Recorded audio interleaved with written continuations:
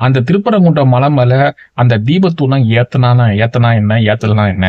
2000 வருஷமா ஒரு ரிச்சுவல் பழக்கமா அந்த தீபத்தூணுங்கிறத அந்த மலை மேல ஏத்திட்டு இருக்காங்க.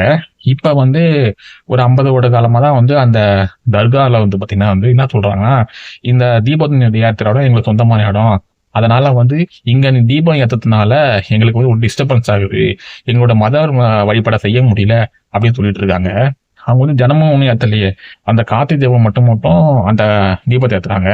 நம்ம நாடுங்கிறது ம மதசார்பற்ற நாடு. அதாவது இந்து, முஸ்லிம், கிறிஸ்தவர்கள் இப்படி எல்லாருமே சேர்ந்த ஒரு ஒற்றுமையான நாடு. இந்த ஒற்றுமையான நாடுல நம்ம மத நல்லிணக்கத்தை தான் நம்ம நாடணும். இந்த மாதிரி ஒரு கோயில்ல தீபம் ஏத்துறது பிரச்சனையா இருக்குது. இந்த மாதிரி எங்களோட மத சடங்கு பாதிக்குதுன்னு சொல்லிட்டு சொல்லக்கூடாது. அதாவது பொதுவா இது நியூட்ரலான ஒரு தீர்ப்பு தான் நம்ம கொடுக்கணும். அந்த இடம் யாருக்கு சொந்தமானது அப்படிங்கிறத முதல்ல ஆய்வு செஞ்சு அவங்களுக்கு பாத்தீங்கன்னா அவங்க கூட அந்த இடத்தோட நிர்வாகிகளை கூட்டு வச்சு 2 பேரும் சுமூகமா போத்துக்கணும்னா ஒரு வழியை தான் நாம் பார்க்கணும். அதாவது இவங்க கார்த்திகை தீபத்து அன்னைக்கு மட்டும் அந்த தீபத்தை ஏத்திக்கட்டும்.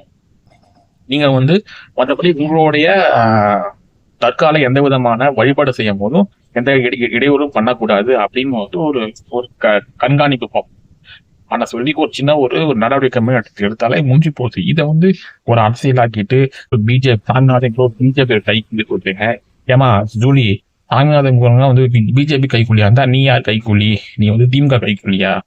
என்னமா பேசிட்டு இருக்க? அதாவது இதை வச்சு அரசியல் செஞ்சு அது மூலமா நீ ஒரு ஆதாயம் பாக்குற. இப்ப திமுக சப்போர்ட் பண்ணி நீ டிவிகே கட்சியை விஜய் கழிவு வெளிப்படுதுன்னா டிஎம்கே அரவங்க சப்போர்ட் பண்ணி உனக்கு ஒரு பதவி கொடுப்பாங்க, இல்ல கட்சியில ஒரு பொறுப்பு கொடுப்பாங்க.